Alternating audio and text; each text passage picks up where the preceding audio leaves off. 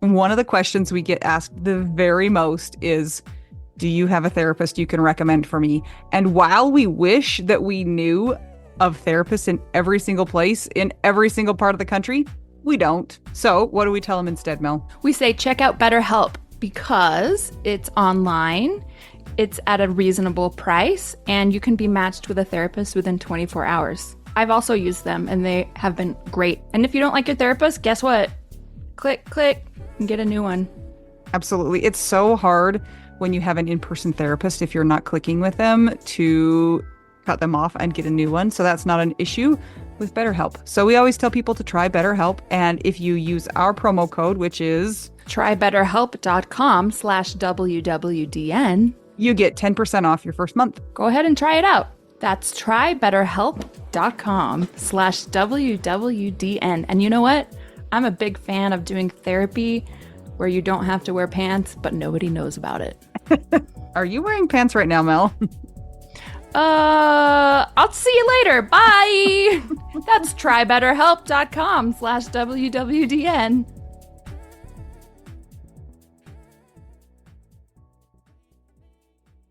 We have a guest here today, and it's going to be fun. I know. I'm pretty excited about it. And we have some things that we're curious about, Mel and I. So we are ready to find some stuff out about our guest. And her name is Tina, right? Are you a Christina or are you just a Tina?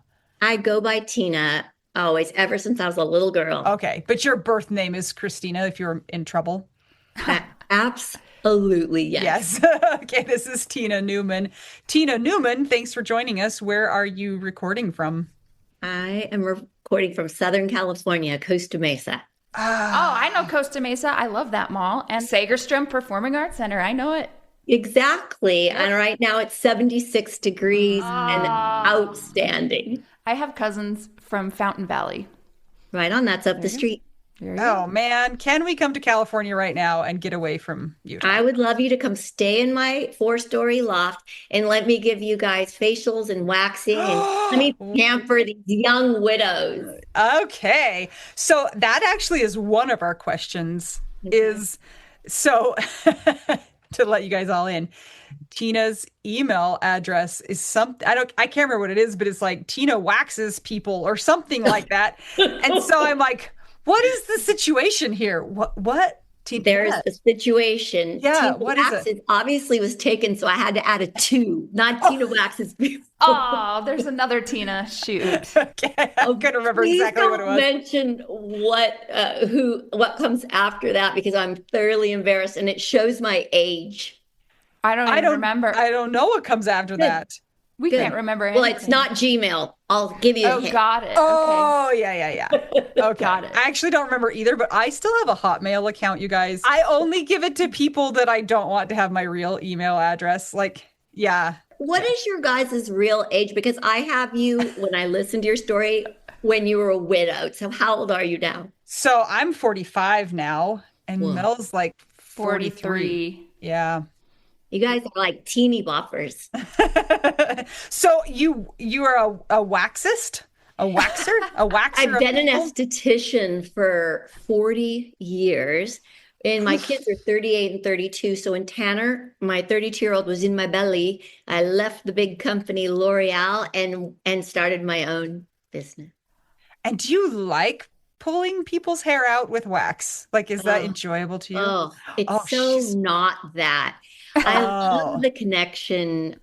It's so personable and it's intimate, as you guys maybe know, and it's safe and it's healing. And I get connectivity in many ways that are often funny. Because when people say esthetician or waxing, you go right to the bikini. I mean, there's so much. There's so many more hairy places. I thought you were going to just start talking about crack waxes. We're here for that. We haven't had that yet on the podcast. Yeah, trust me, it's what ends up being the center of attention when we talk about waxing. I've been watching some of those nose wax, like when people stick those sticks up there and then they get stuck. Yeah. That looks terrible. I'm just sitting with you girls, as you know, like community, right? When Tim died, 10 years ago, there wasn't Mel and Anita almost Right. anywhere. There was almost nothing, but there was Sheryl Sandberg, that Oh yeah. Option yeah, B. but Hmm. she had wrote Lean In. I mean, I could take Lean In or leave Yeah. it, but when she wrote Option B, and the one thing she says to us, she gives us a suggestion or a piece of advice, and she says, whatever you do, go back to work as soon as possible because it is the only thing in your life, only thing that kind of remains normal. Mm. And I literally didn't skip a beat. I think I took off maybe a few days. And just having these women come and go, very few men, which is a 95% women, and I love it. Coming and going. But the first year after he died, and he died not as suddenly as your guys' story, but 6 weeks quickly dead. These women would come in and they would not tell me anything good because they were afraid that was happening. They also wouldn't share bad or sad news because it wasn't as bad. So there was so much silence, but finally in time that shifted. And I would say to you, I have two incredible children from my first marriage, but it is my business and my clients that saved me. Yeah, I mean it's your kids are kind of grown and doing their own thing too, so they're kind of flown from the nest, so to Right. speak. I had my first grandchild 4 months after Tim died, and I was not fit for the calling, which breaks my heart to this day. Clark is 9, and I reflect back and, that fear or flight, that anxiety ridden depression, everything that just takes over. He just died so quickly, lost the love of my life, my study, my safety. And can't tell you, I sort of stayed in that state for a good year and a half, 2 years before I stepped into my first widow retreat that I went to. Um, we need to hear a little bit about your love story so that we can also know who you lost. And can we also hear about, you said you had a first marriage, and then I'm sure you lived life before that too. So where did you grow up? Where are you from originally? Absolutely. I was born and raised for the first 14 years of my life in Los Angeles. And to move as a teenager to the beach area was a culture shock, even though it was maybe a 45-minute drive. I had my friend group, though, were athletes. They were swimmers that I had been swimming with since I was 5 years old. I mean, by the time I was 8, we were going double day. So I had a very intense childhood. I had friends that would have made the Olympic team in 1980, and they didn't get to go because we boycotted it. So growing up swimming, it sounds like Anita does a little bit of swimming, but a lot of intense workouts. I swim twice a week. I'm gonna go swimming tonight. Yeah, I don't swim. I mean, It's probably terrible for your skin. it's just if we were talking all about a childhood athlete that was pushed and shoved and sort of just get up, get out, get Yeah. in the pool. And then also with grief, there's so much intensity that I realize now, the slower, the more steady, the calm. So I've been consistent with working, exercising my whole life, but consistency and gentle. You're not going to ever find me in a CrossFit class. You're not going to find me powering it out at the gym. I am a very just smooth, gentle, 20 minutes, 25 minutes. I get to be an ambassador for a product that I absolutely love. And it's just very gentle. I can lay in my bed, put these bands on my arms. It's called Katsu, and I can watch a movie and it sort of squeezes me and let's go.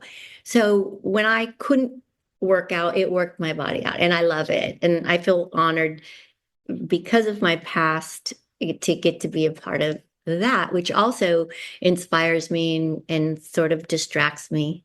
Yeah. Yeah. So you moved to the So at beach. 14, we moved to the beach, Yep. swimming, and then boys water polo, no Title IX.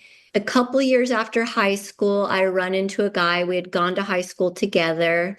I just thought, I'm a washed up jock. He's a jock. He's cute. We'll marry him. Of And course. I didn't finish college. I had stopped college halfway and went to esthetician school. School was hard for me. My focus was swimming. Are you kidding? All I had to do was get by in school. So that's your livelihood. It's like, what do you do next?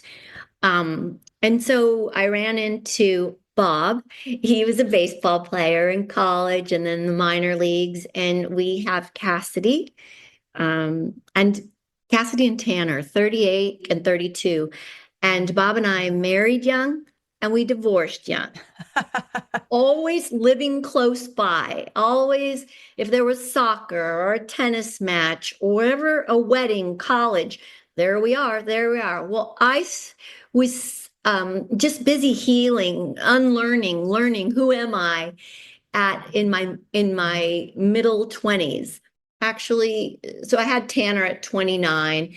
I did all this therapy and healing to was almost single for 7 years.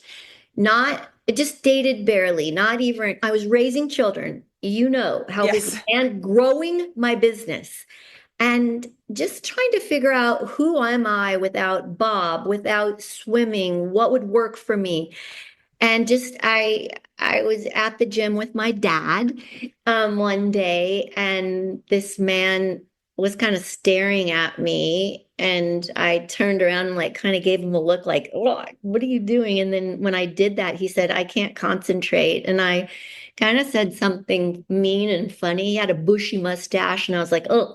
And I said, "Well, if you would take your eyes out of my, am I allowed to say ass, and into your workout where they belong, you'd be just fine." And then he said, and I now I can't even remember my name. And I like was like, ha ha, and I walked away.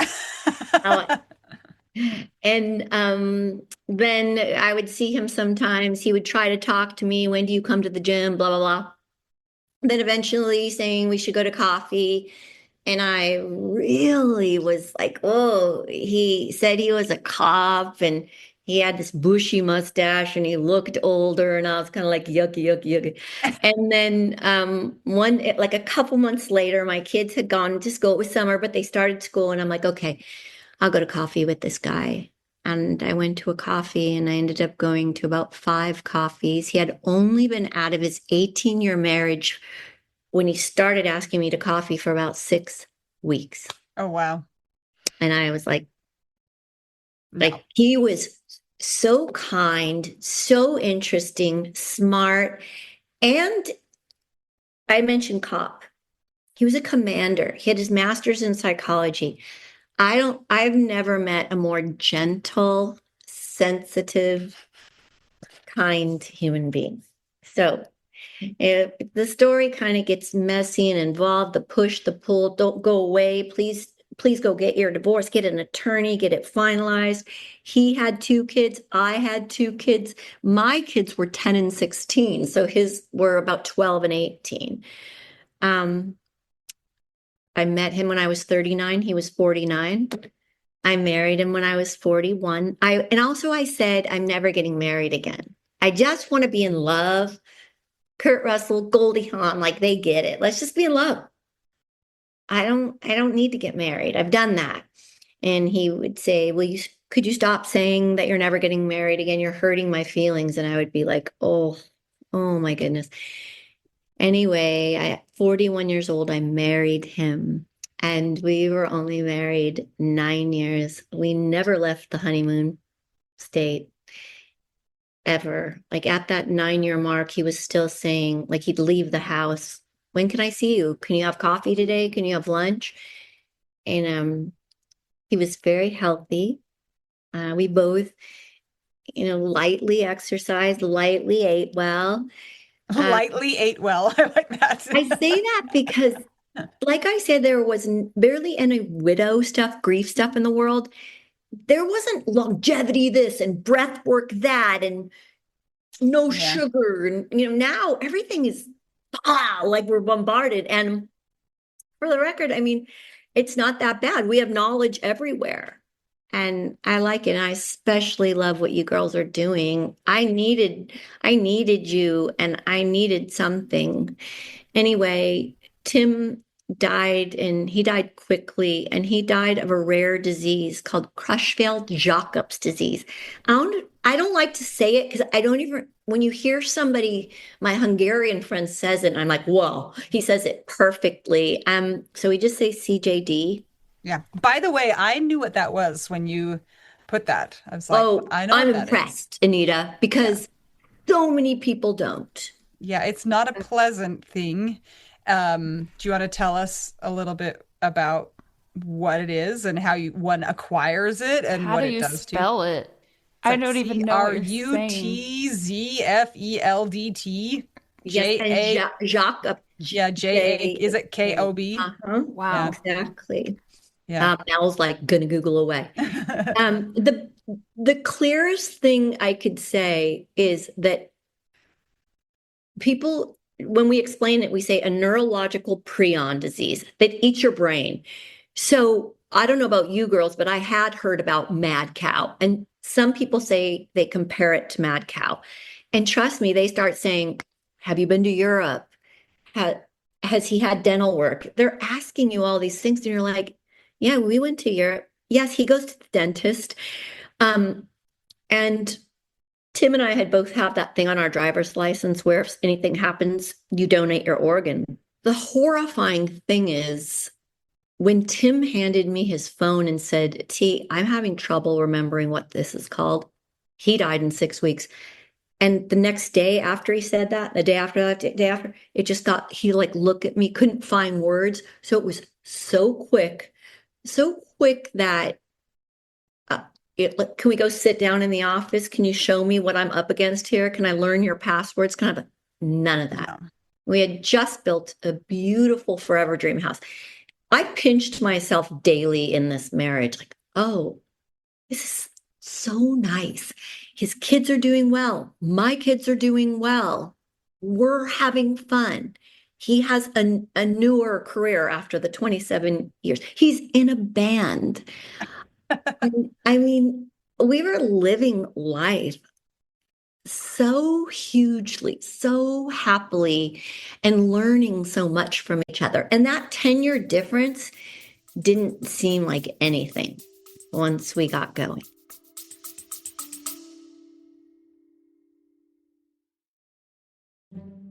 Hey guys, just checking in and want to say if you are enjoying this podcast And you want to see it keep going, maybe it's helped you through your widowhood journey and you think that it might help others on their widowhood journey, you can support that cause by joining our Patreon. some of the things that you get as a Patreon beneficiary are ad-free episodes, so you don't have to hear ads like this. You also get exclusive content, and at a certain level, you might also get an exclusive t-shirt you can only get that place. That is true. It's pretty cool. There are 4 different tiers available, so check it out. It's patreon.com/WWDN. And as an extra bonus, very often you get your names read by one of my kids, and they will do a terrible job with the pronunciation. And that's like a bonus, I think. I think it's kind of the best. I would much rather hear somebody butcher my name than say it correctly. A child butcher it than an adult do it correctly. Yep. So go to patreon.com/WWDN to keep our podcast going and support the widowed cause. Yes! Thanks, guys! Back to our regularly scheduled program.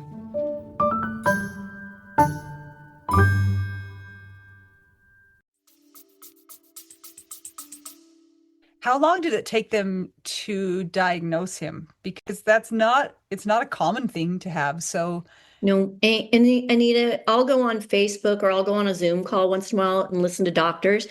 And now when people get an MRI or a brain scan, EEG, when Tim got it, nothing. Those showed nothing. So we're at the hospital for one night, then one more night, and they're like, well, let's do a spinal tap or a lumbar puncture. So you're asking, and then they do that, and they're like, okay, go home We'll call you in 10 to 14 days Oh, perfect. and let you know. Exactly. Oh, I'm telling you, right? My hospital, Hoag, this beautiful hospital, they pride themselves. We have a view of the ocean, this and that. You would think they would have handed me a phone number. Call this number. So we get called back eventually, not 2 weeks later, into a neurologist's office. And Tim and I are sitting there, and he says, Tim has 2 out of the 3 markers for CJD, and he's going to die, and he's going to die quickly. Yikes. And I said, what do I do now? And he pointed to the door, and he said, you go out there and live. Okay. And your poor husband's there, and he's like, and you die. The end. Yeah, bye. Tim, I think, yelled the F word. He couldn't get words out. He could say that. And he could like go, like, so partly Tim had some understanding at that point. And that was, I'm going to guess, like October 20th or 19th. So then he died December 7th. And Tim, okay, Mel, you are an artist. You're a pianist. Tim couldn't talk, but he could show up at his band and play the saxophone and the harmonica. Our brains are miraculous. Brains are crazy. Oh man, no matter how much trauma I'm in, even if I'm like a blob and I can't form sentences, put me in front of a piano and I can, no problem, do it. What a gift. What a gift. If you ever need someone to play the tambourine or a shaker, she's going to take my job. Oh, she's going to take my job. You better start practicing, Anita. By the way, I would like to inform all of you that I am currently ruining one of my children's lives because I have decided that he takes piano lessons now, and he says it makes him, quote unquote, feel very uncomfortable because it's something that is hard for him, and he would rather not spend his time practicing. How old is he? Funny. He's 9, and he is very logical, and he is having these arguments with me where he tells me he does not need to know how to play the piano to live a full and beautiful life, and that it's not fair for me to commit him to this while he has to do the effort, and that he realized I'm spending money on it, and this is a bad deal for mom. Let's quit. He has had a total of 4 lessons. Give him some studies on the brain. Okay, Anita, I just left Austin. My oldest grandchild is 9. He is playing the piano with no teacher for almost a year now, and he uses an app. And I'm going to private message you. I'm going to talk to my daughter. It's mind blowing. Well, he doesn't want to play the piano is the problem. And actually, I invoked the name of Mel because he said, Mom, taking piano lessons. Sorry, we've gone on a little tangent here. Oh, this is important. It's fine. He said, Mom, this is actually making me less creative because when I get to play the piano, I get to play whatever notes I want, and they are making me play certain notes. And I said, well, you know how Mel can play, right? And he said, yes. And I said, she couldn't play all the songs she could play if she didn't know how music worked first and know how to read music and know what the keys are called and know how to tell what the music is supposed to do. Then she can be even more creative. And he was like, no.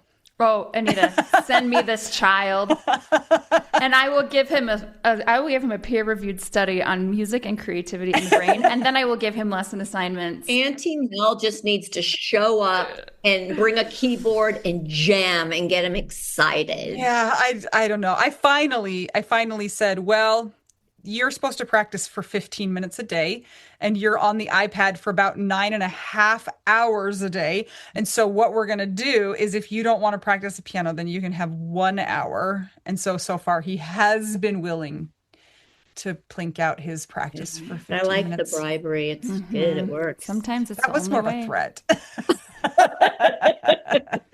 Anywho, your husband, he could play the saxophone even when his brain was like literally being eaten. Yes. I mean, Halloween, he I'm going to say he had fun. He was out there. Then the next day, it was a double gig. He had a gig the next night at somewhere really fun on the peninsula called the Blue Beat. And that November 1st was his last gig. He was starting to lose his balance. on stage. And he did realize, because in the morning it was cold and he has a beanie on, and tears were coming and he was shaking his head Oh. like no more. Is this And sort of similar to ALS? Sort of? No? people wonder when he was in the hospital and people are coming around, doctors, they mention something, Huntington's disease. They mentioned a bunch. And one doctor at Hoag said he might have Creutzfeldt-Jakob's disease. And I kind of ran after that doctor. He left the room and I'm like, can I write that down? Can you say that? And you know what he said to me? We don't know yet. You don't want to write that down and don't Don't look at it. Google it. Oh So gosh. it's like it's a prion, and they're like a protein that somehow just destroys your tissue. So it's almost like a different, like you have bacteria, you have virus, you have fungi, and then you have prions. And prions are like weird. They're weird. We don't. And the thing is, we send his brain after somebody dies, you send their brain and it gets biopsied. Is results could come back with an F in front of the CJD. That would mean familiar, that he could pass it down to his two children. Yikes. Tim's came back with an S, meaning sporadic. And you just start to wonder, is it contagious? Can I get it? I mean, it's just crazy. 10 years later, they don't know that much more, or there's nothing to slow it down. I didn't realize it could be like passed down. I know it's like contagious isn't the right word, but kind of like you acquire it from another source. You're right in the way that whoever is biopsying that brain has to be in a hazmat suit. Hmm. Wow. So that way with a scalpel in the brain. So whoever's doing that has to be incredibly careful. Wow. Yeah. What year was this? He died December 7th, 2015. That's like 2 days ago, but You're so right. 10 You're years so right. ago. On my Instagram, I wrote about a decade. And, Wow. we all know, all of us, and I loved how you had that widow happy hour. Because for me, I'll say this and I'll go really quick back to when the doctor said, go out that door and live. Um, I crave this. I crave community. And I know why now. I can articulate it because in community, hearing you guys on the podcast talk about your stories, it's not that we, like, when we don't know this, we think, oh, misery likes company. No way. It provides so much hope to listen to you girls, so much healing. And you always joke for your one listener. Yeah, one listener is enough. 5 is great. Your messages and your vulnerability is such a gift. 10 years later, I need it. And you know what else? It reminds me when I'm around in that happy hour and when I'm sitting with you girls, I don't care. Like I said, 10 days, 10 months, 10 years. We got robbed. I know your mom doesn't like the word suck. Sucks Sorry, Jane. so bad. Sorry, Jane. Pardon me. But the unfairness and forever, I cannot believe. It makes me sad. I was 51. I wasn't a young, like hot young widows club, whatever that was. I wasn't young and I wasn't old. I was lost in the middle of this weird 51. But however we move forward, whether we're having a griefy day or a grateful day, I get to sit with you girls or a community you're creating and say, this sucks and it's not fair. And, there's certain people, a lot of people who love us or our family or friends who want us, they want us to be better. Like we have the flu. Can they get better? And I don't know. I had a childhood best friend. She lost her husband a couple years before me, and I remember calling her saying, "I'm so sorry." But I didn't know till I knew. Yeah. And then I think about Anita having, I was paralyzed with grief. I was gutted. I can't imagine having to get up and make breakfast or Oh, I lunch. don't. No, when you are widowed and you have to look at these little people, but also I look at it double edge. It's a gift. You get to see that beautiful husband and those four children. And okay, so Mel, I have to tell you something. It's a good thing I didn't listen to both your stories till a few weeks ago because my 32-year-old son, I took him recently to get his deviated septum fixed, and they were possibly talking about tonsils and all that. When he woke up, the doctor called me and said, I would never take out his tonsils because he like borderline hemorrhaged. Yeah. I listened to your personal stories 2 days later. I was just dead. Had I listened to that, I'm not sure I could have held it together for Tim. Wow. You know. So, Man. you guys just got phone calls and you weren't even in the. So when I got a text, thanks. Oh, I got a visit from a police officer. I mean, everybody's story is different. And with every story, it's like, you just feel like punched in the gut. And I mean, we sit here, we're not performing, right? We show up with empathy. And that's another reason you're so needed. I'm curious. A lot of times we'll ask, have you met any other widows who are your age or in your same situation? Because of you guys, I met someone recently. He's such a friend. He's so kind. Oh, wait, have you we know who met- this is, right? We do. I want to know though if you've met anybody else who had CJD. Oh my goodness. Well, I've been on, and there was Facebook page when Tim died, but there wasn't Zoom calls for people who had lost or who were going through it and caring for someone. So I go on those every once in a while, obviously to hear the stories. I want to hear people's journeys and how old these people are. Oh, they're in their 40s. They're younger. They used to say it's primarily like 62. Not anymore. And it's way more popular than they say it is if you look it up because people die and they don't know why they died. Right. So weird. It is very weird. So there was something, I don't know if you girls have ever heard of Modern Widows Club. Yes. Yep. We have. Okay, well, that woman, she's pretty heroic, living in Florida at the time. She was on Oprah, you know her story, driving home on Valentine's, getting in a car accident, her husband dies. But there wasn't an Orange County chapter, so I drove up to LA, met them. But I love what you're asking. Hoag Hospital had nothing. I got very angry, the million stages that we go in and out of. I would write to Hoag. I'd get these emails because I'm on an email thread about what they offer. I would write back thinking, I wonder if anybody reads these.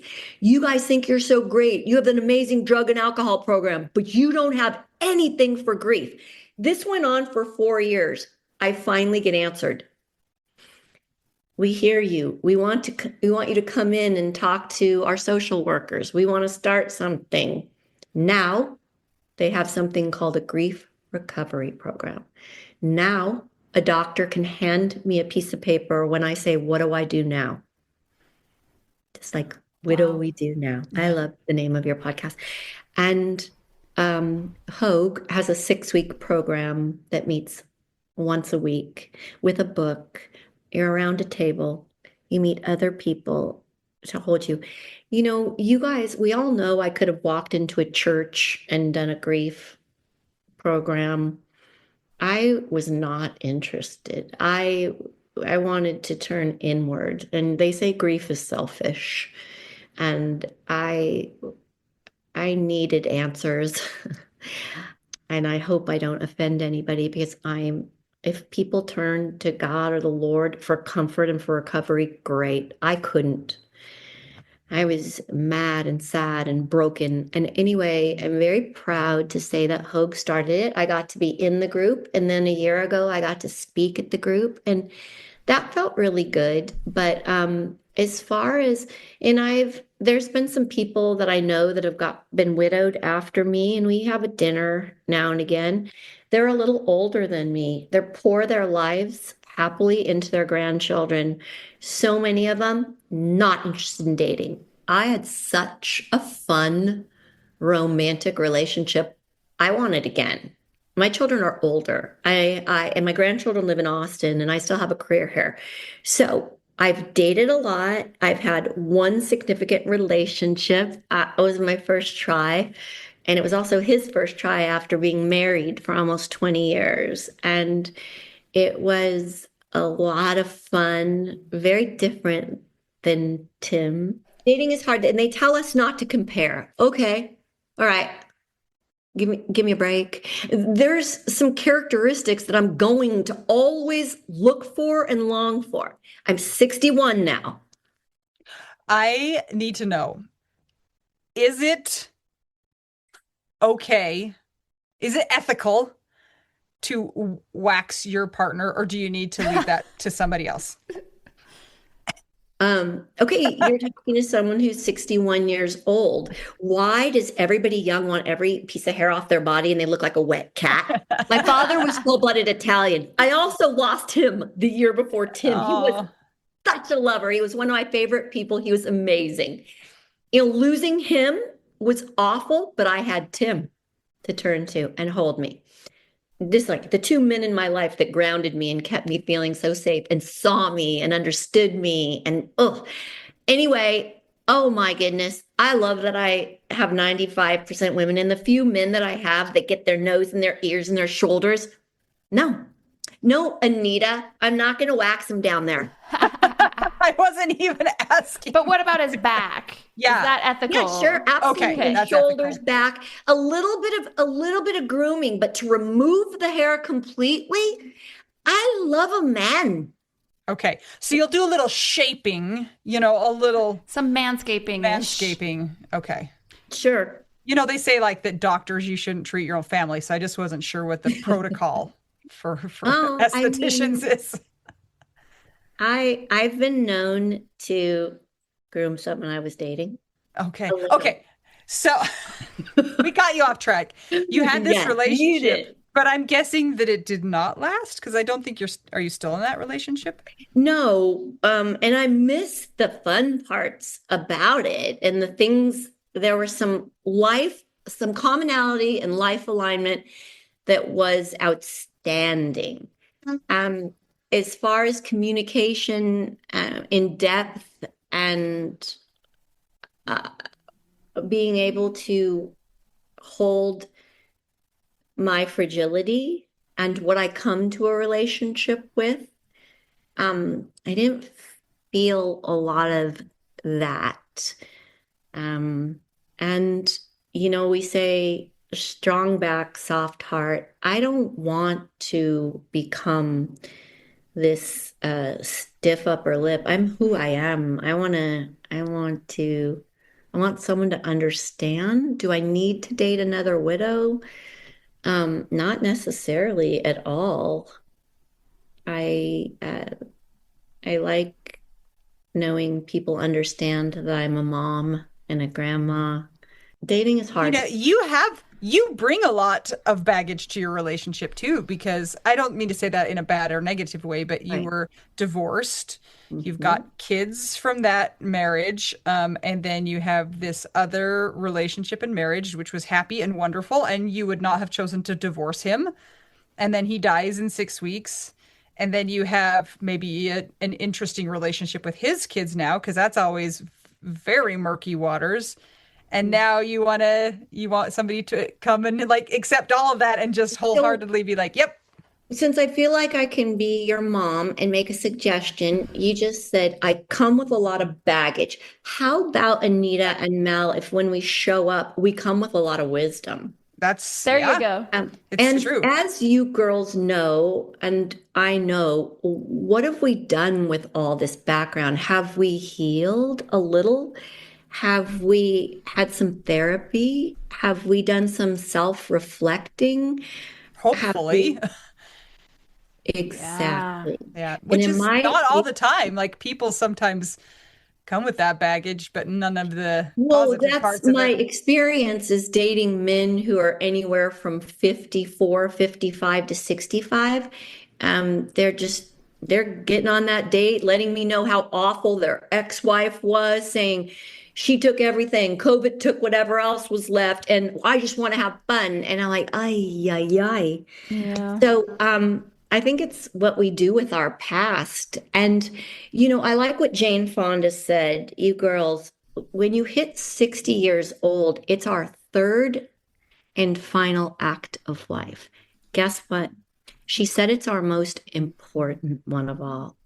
How do we leave our mark? How are we remembered by our family and our children and our friends? And I want somebody who understands that. I would love companionship and affection and sipping coffee and going to sleep with somebody at my side. I'm not so sure that I ever really want to share my house again.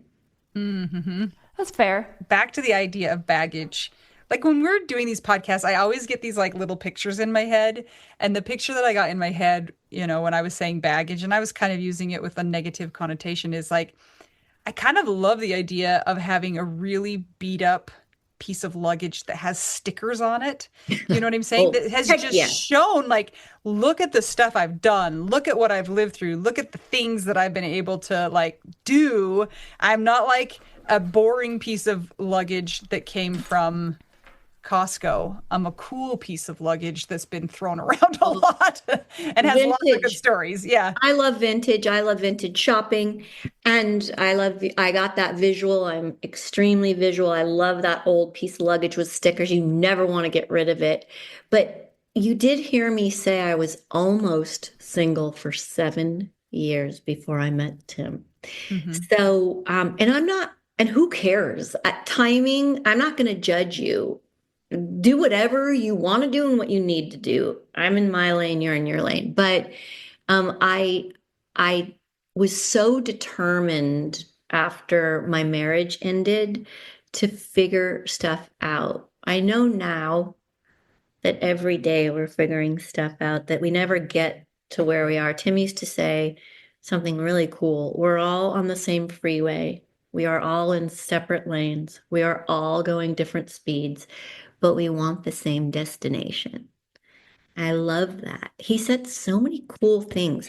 When I was confused, he'd lean in and say, can I make a suggestion? And I always thought, how fun, like a Dear Abby, if I had a column and called it, can I make a suggestion? Mm. Since you have had a lot of fun stickers on your suitcase, Hmm. you mentioned that you have two kids and that Tim had two kids. So that means a blended family. And I know that, at least in the Widow Wives Club, sometimes this conversation happens about some of the ins and outs or questions or uncertainties of, first of all, a blended family, but then a blended family after widowhood. Can you tell us a little bit about that? Sure. So I had mentioned that Tim was only out of his marriage 6 weeks, and that really threw me. I was like, you need to get out there, you need to get divorced, then you need to date because he was just telling me already, I'm falling in love with you. And I'd say, you don't even know what that is.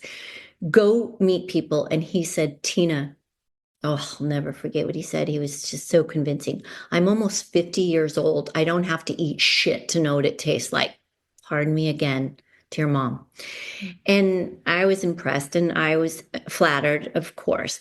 But so at our little tiny wedding on the sand, it was really cool. But his daughter wasn't there. It took his daughter a while to accept and come around. And that made Tim sad. And being a girl and such a girl's girl, I was like, usually I kind of understand. Like I said, I've been alone almost 7 years. My children were ready. and so happy to see me happy. So that took a while. My daughter went away at college. She was away. I'd go to San Francisco with him, but not hang out with he and his daughter. But eventually, in our 9-year marriage, his children came around. His son was at the wedding.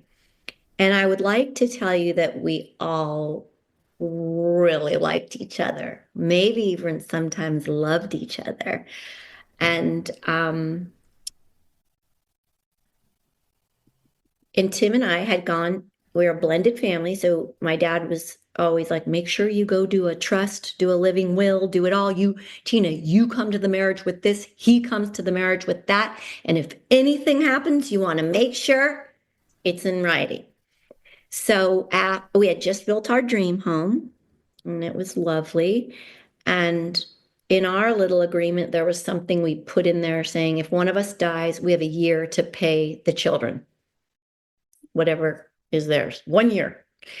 And I was out of my mind, and I sold the house right away, like literally right away. And I sent the children checks and whatever else I was supposed to give them. Even a lot of things that I didn't know I should give them. A vintage truck, every single instrument, his watch, just whatever there was, other than what was in writing. Well, maybe 1 month, 6 weeks, I received an email from his daughter saying, we've hired an attorney and we want an accounting. We're going to ask for an accounting of the trust. And my heart kind of dropped, and I went into high speed and was told, Tina, you need to hire attorneys now. So think about this. In a time where it would have been nice to have our arms around each other and be mourning, forget it. Attorneys. And maybe that went on. Right now, I want to say it went on for a year. I don't think it went on for a whole year. In my mind, it did. Fighting for what was mine, fighting for what I came to the marriage with, and them as well. So we ended up settling. And so to answer your question, I have no relationship. And Tim's mom and dad have passed. He's had a brother pass. It's crazy, in my loft, I have some pictures. I have the sweaty strap he wore around his neck that held the saxophone.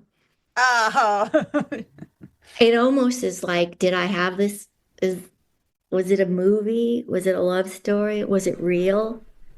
There's not much except for what I'm sharing with you. How wonderful that night, how lucky I got.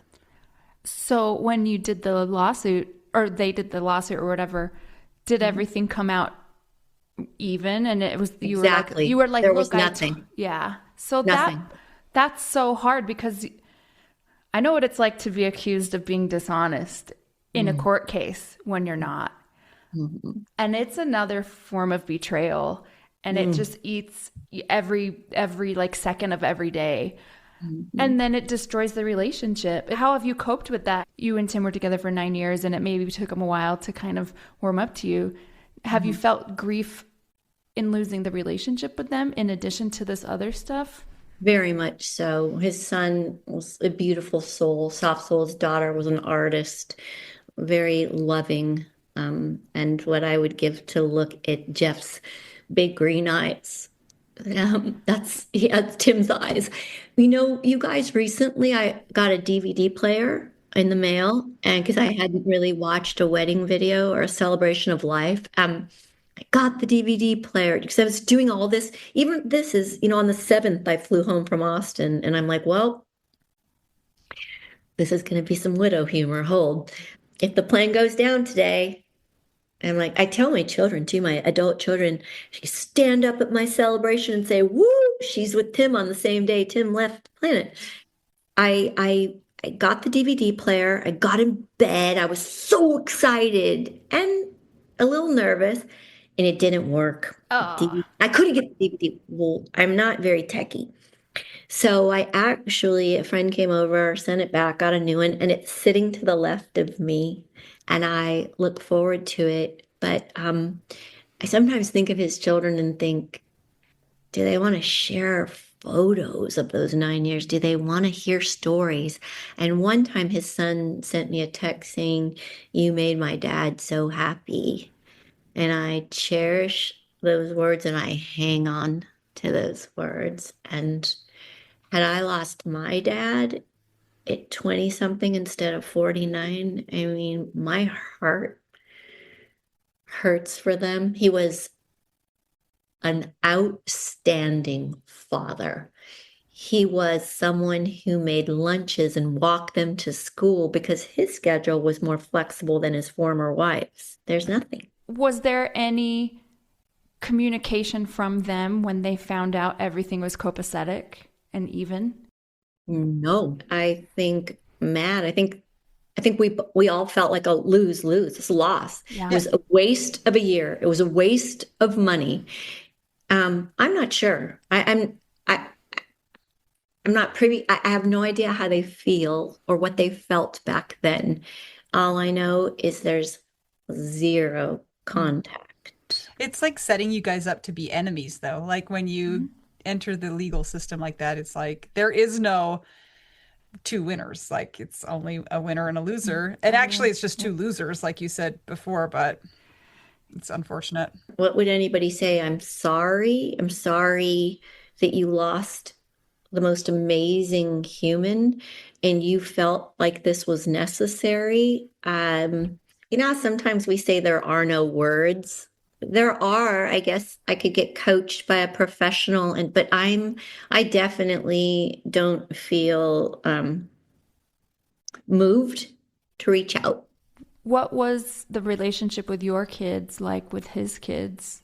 It was absolutely just fine, meaning everybody was sort of older. Tanner, my son, was the youngest, and he I reposted his post. It was beautiful. He said he got the gift of step brother and sister, and Tanner loved it. Cassidy and Katie, my oldest and his oldest, were kind of, when we got married, one off to San Francisco, one off to Sacramento, off to college. And but saying that, there was some Christmases and we would all be eating and in the same room and enjoying conversation. His kids actually and their significant others, the last year we went to the Jazz Fest like 6 or 7 years in a row to New Orleans, and his kids came, and that was maybe 2014. And so those pictures and those memories, I'm just so grateful that we lived so large in those 9 years. There was nothing unsaid. Tim was the kind of person, Mel, you could appreciate this. He got to the point, he was in that band 7 years. They gigged every weekend, barely missing a weekend. And I went a lot the first year. Then I would just take separate cars, go to dinner, either go do my own thing, come home, eat ice cream, watch a movie, and I would open my computer and there'd be a note, or there'd be a note in the kitchen or a note in the bathroom. He made it so known, his love and appreciation. Like, thank you for letting me be in a bar and play with these guys 20 years younger than me. It was so easy to be his wife. It was easy, and it was not perfect, the blended family, but loving him was easy because of the way he loved me.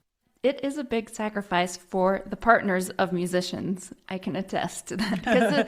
Because our schedules are backwards, and sometimes it's easy to feel like because the musician loves music and wants to do it so much, it kind of feels like another person in the marriage for some people. So on behalf of Tim, who is not here, I thank you as well for being a good band wife. I have a question about band wife status also. Did he play the jazz sax or the? I mean, he played the tenor, the alto. He played all the saxophone and the harmonica, but it was a cover band, 80s, 90s. These guys are your age. And to see Tim in these bars all over Newport Beach, having the time of his life. I mean, on a St. Patty's Day, my dad and I are dancing and the bar is wall to wall people. I'm telling you, it was just like a movie. Because I've been to some of Mel's gigs, and what I've noticed about the jazz saxophonist is they just wander away sometimes. They And you're do. like, where did he go? And they're like, that's totally normal. And I'm like, is he going to the bathroom? Is he going to get a drink? Is he baking a lasagna? Like, what is he doing? And then they come back and they play some more. All of I them. love it. Tim never wanted to step away, how to incorporate the sax into every song, even if it wasn't there. I tried to walk away one time during a song where I'm like, I know this is a guitar power trio song. And I got in trouble because they're like, no, you're here. You have to play. I was like, wait, but the sax player gets to walk off. How come I don't get to walk off? I want to go get some food. When the sax player walks off, it's like very, It's like, way more sexy than a piano player. Yeah. Let's be Okay, honest. so Yeah. we're talking about music, and the first time I had ever listened to you, you had Scott on. And Scott is your widowed friend now living in Hawaii who created Donna was his love of his life, and he created the Daisy Fest. And you guys, he came through California and he's here right now because his dad had an accident. oh, okay. We were like, yay! Never Yay, no. mind. I got, So wait, how do you know Scott? And this is Scott Meehan, who we interviewed a couple weeks ago. Yeah. how do I everybody. know him?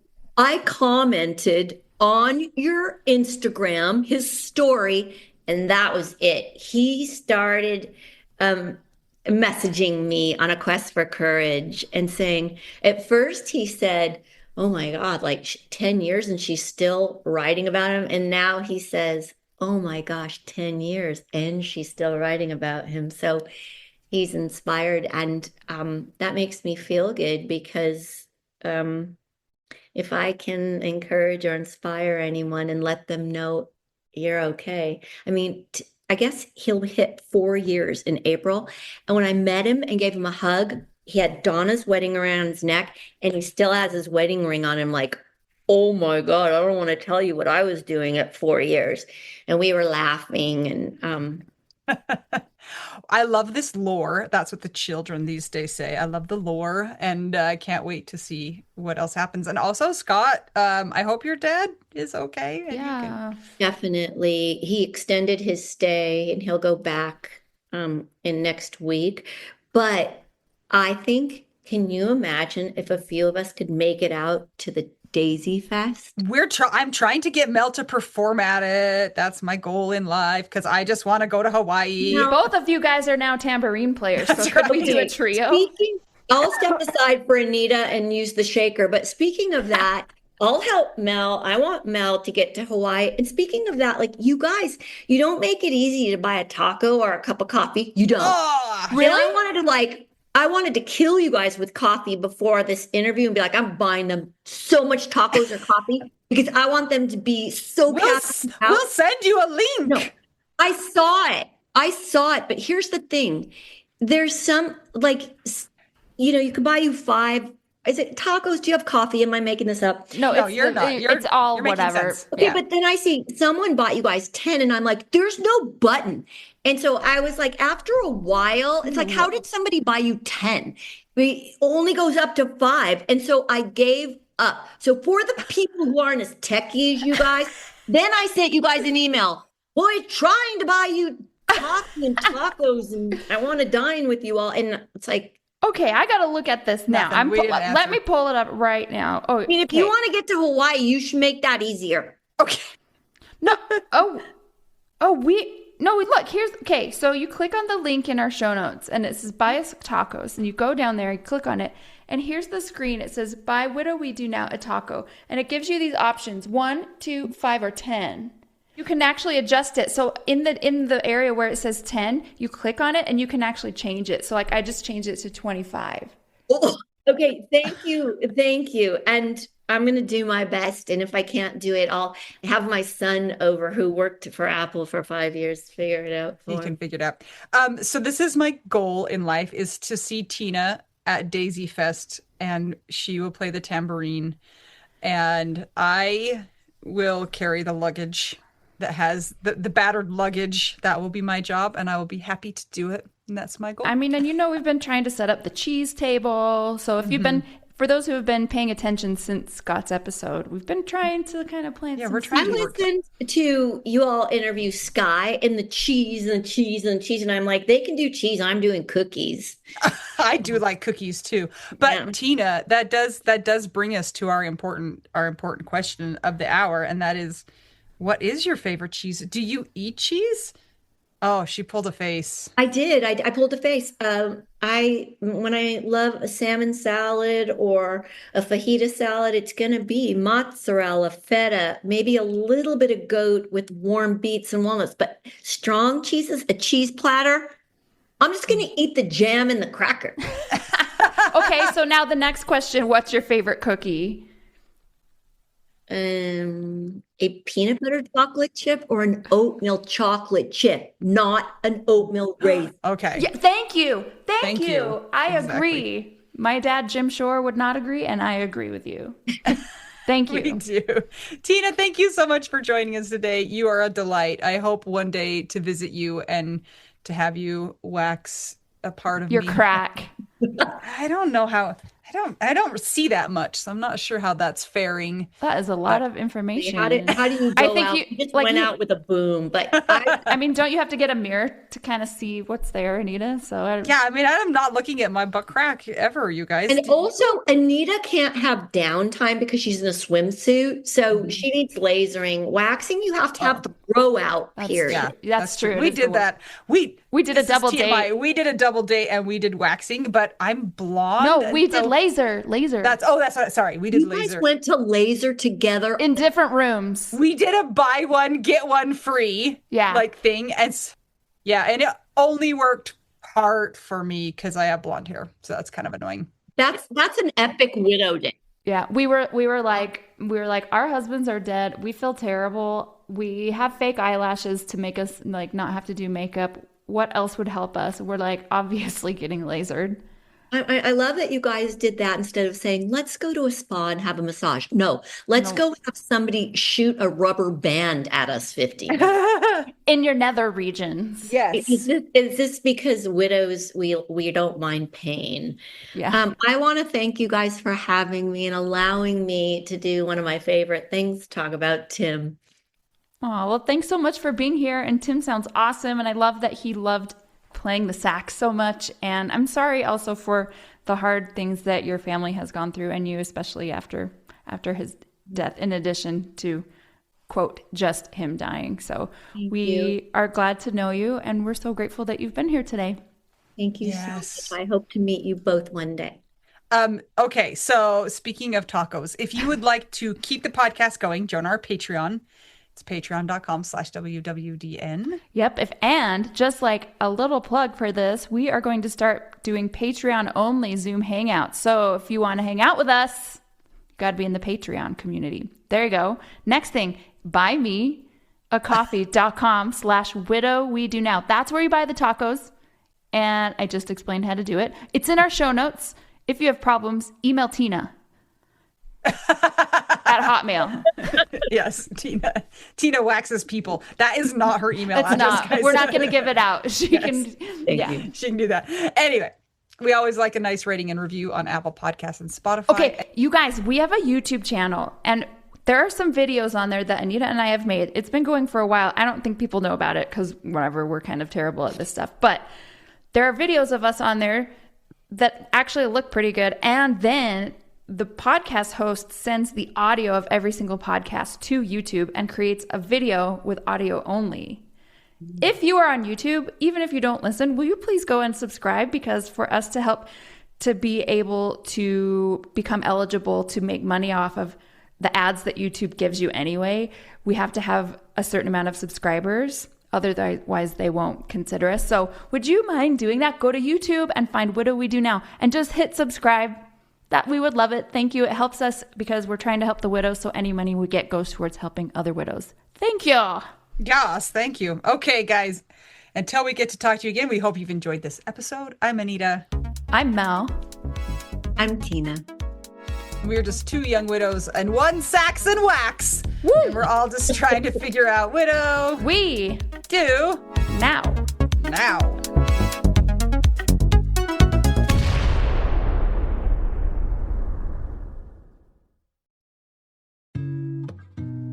Mel, can you please tell me how you feel about therapy?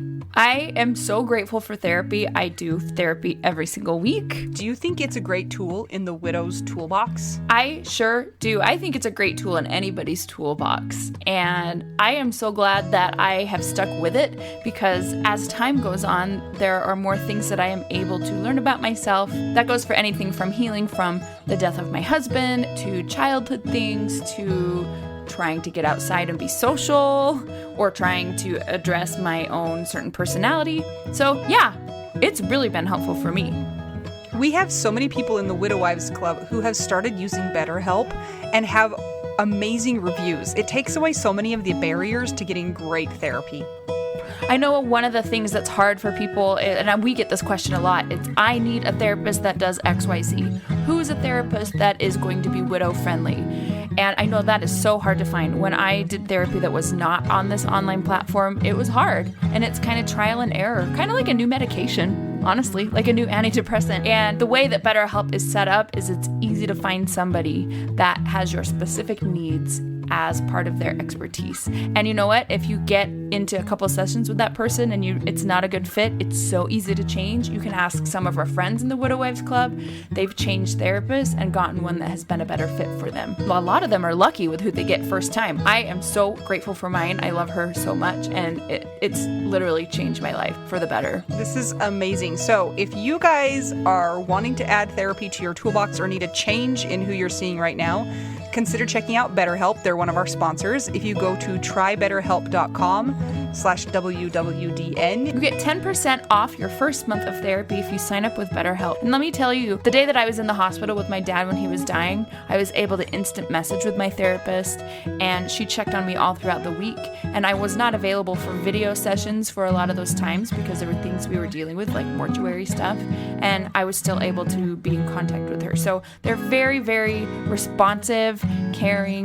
It's such a great platform, and I recommend it to anybody who is looking for therapy. Once again, it's trybetterhelp.com/WWDN. And that's for 10% off your first month of online therapy. You don't even have to wear pants, Mel. I know this. First-hand experience. You can even wear a onesie. Or a twosie. Ooh, scary. All right, bye!